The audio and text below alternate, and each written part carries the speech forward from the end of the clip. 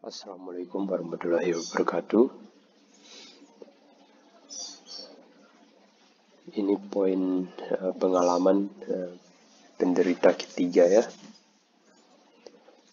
Semoga bisa mengikuti jejak orang-orang yang telah berhasil sebelumnya keluar dari masalah lambung ya.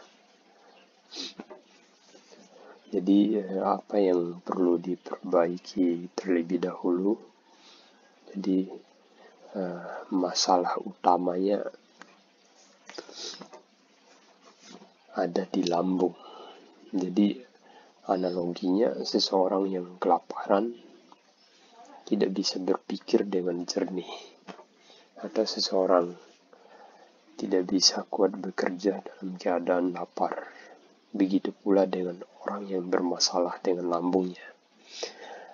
Mau perbaiki pikiran semaksimal mungkin, kalau lambung bermasalah itu pikirannya tidak tenang.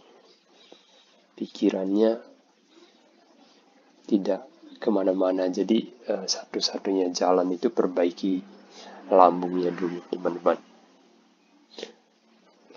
Jadi untuk memperbaiki lambung, makanan apa aja yang perlu dimakan? Yang pertama nasi. Jadi nasi itu hampir seperti bubur ya.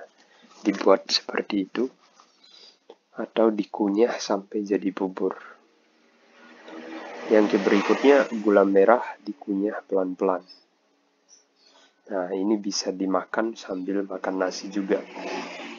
Selanjutnya, selama kurang lebih setahun, memang harus sabar, benar-benar sabar teman-teman, karena waktunya lama.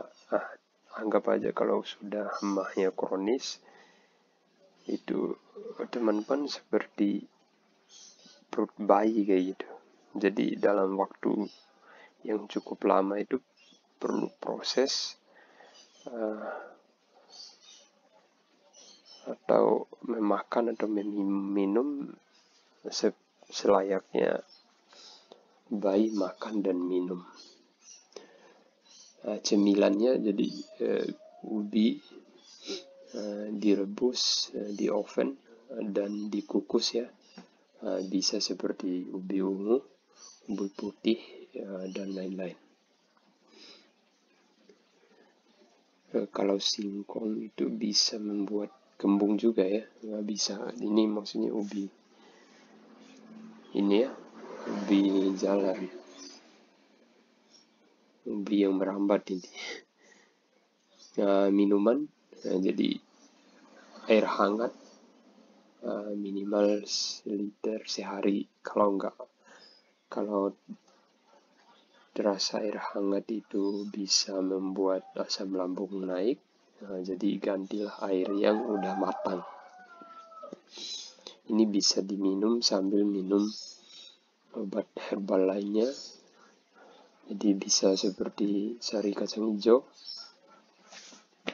atau bisa juga dengan gula merah untuk menambah tenaga. Sholat, kalau bisa ini sholat duha ya, 8 rakaat. Kemudian sholat sunnah sore ya, sebelum asar ya, 14 rakaat.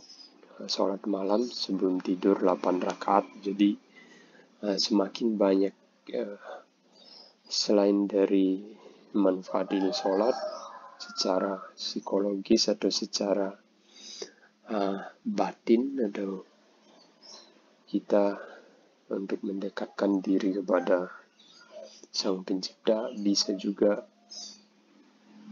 ini manfaatnya supaya tubuh kita terus bergerak. Ini banyak manfaatnya teman-teman. Olahraga rutin tiap pagi dan sore. Jadi olahraga tiap pagi sambil berjemur kalau bisa, kemudian olahraga setiap sore juga sambil berjemur. Saya masih sendawa nih. Selanjutnya seperti ini ya, senam, jalan kaki, atau olahraga ringan lainnya. Kadang olahraga yang berat itu membuat mah kita kambuh juga, apalagi yang kronis. Lingkungan selama penyembuhan, jadi hindari lingkungan yang negatif, kemudian hindari lingkungan yang kasar, tidak peduli dengan penyakitmu, mungkin kadang selalu mengalahkanmu dan seterusnya, karena mah ini sulit terdeteksi oleh orang biasa, apalagi lagi-lagi dokter aja itu bisa sulit penyakit apa sebenarnya. Nah, itu di perut ya. Hindari terlalu kecapean, terutama sedang kambuh. Pola tidurnya teratur ya, misalnya tidur jam 10 dan bangun jam 5. Atau sebelumnya bisa juga. Jangan sampai bangun telat. Selanjutnya tidur atau berbaring minimal 2 jam setelah makan. Kalau amannya 3 jam. Penyebabnya teman-teman, jadi salah makan ya, seperti makan pengawet atau berbahan pengawet, makanan yang basi, atau makanan yang mengandung racun teman-teman, makanan beracun. Itu membuat itu yang menyebabkan mula-mula teman-teman mah. Jadi tolong dipikirkan kembali kapan dimulainya, makan atau minumnya apa, saat muncul mahnya yang kamu ini derita gitu kan.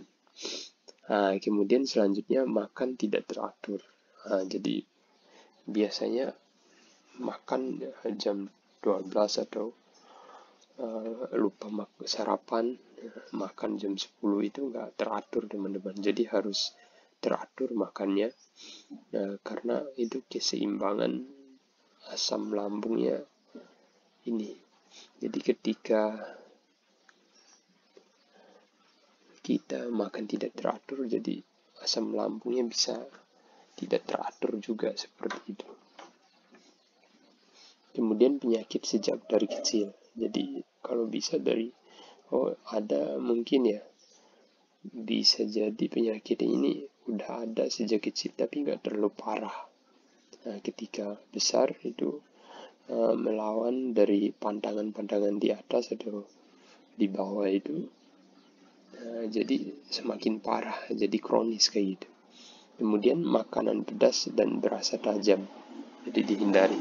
Kemudian makan sembarang di luar ya, perlu dihindari. Kalau makan di luar bawa bekal.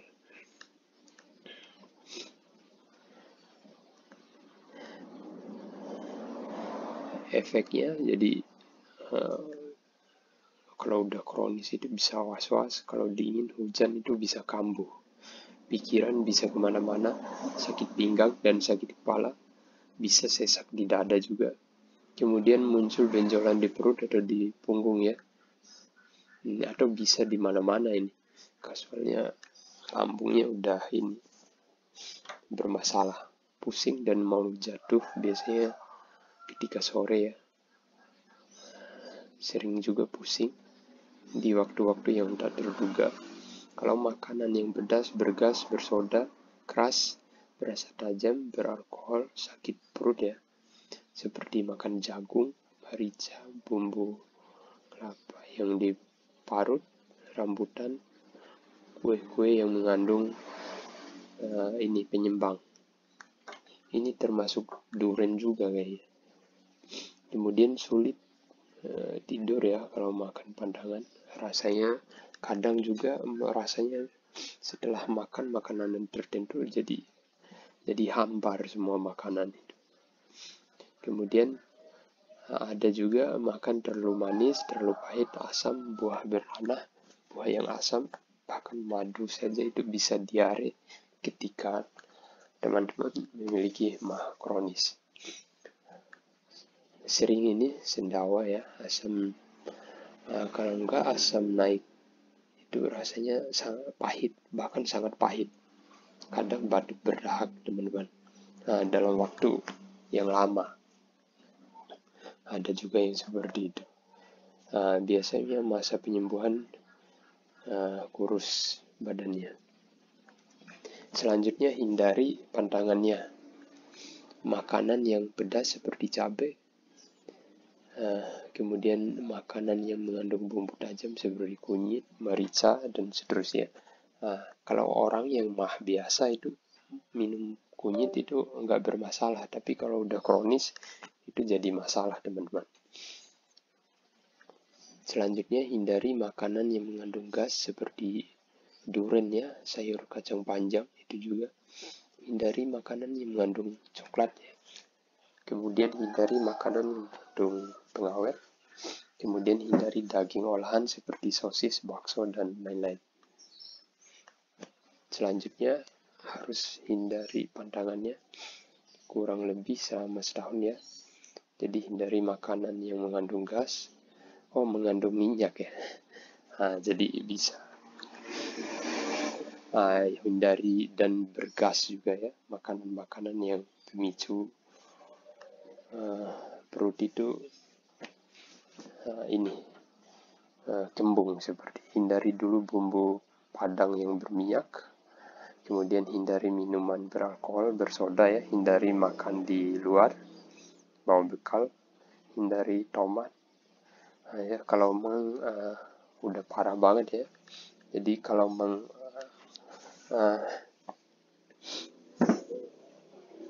tidak parah, biasanya makan tomatnya jangan terlalu banyak.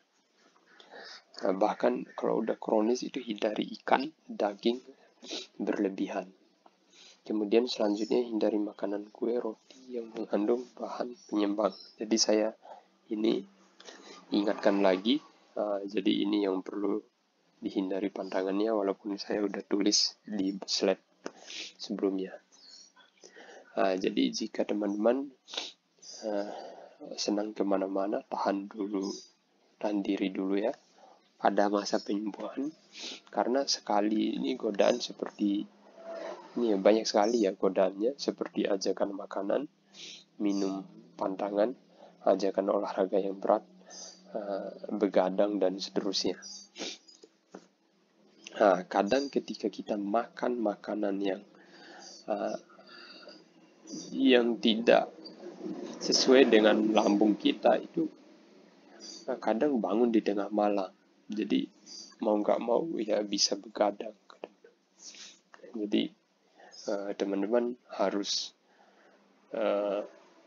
hati-hati dalam makan dan minum. Evaluasi makanan dan minuman yang membuat badan tidak enak ya. Jadi diperhatikan makanan dan minumannya. Kemudian positifnya teman-teman, jadi kita melatih pola hidup teratur ya. Kemudian melatih makan dan minum teratur. Kemudian melatih makanan yang sehat juga, bahwa kita bisa mengenal makanan-makanan sehat. Biasanya setelah sembuh, mudah-mudahan teman-teman juga bisa sembuh, jiwa dan raga lebih kuat, insya Allah, amin. Sekian dari saya. Assalamualaikum warahmatullahi wabarakatuh.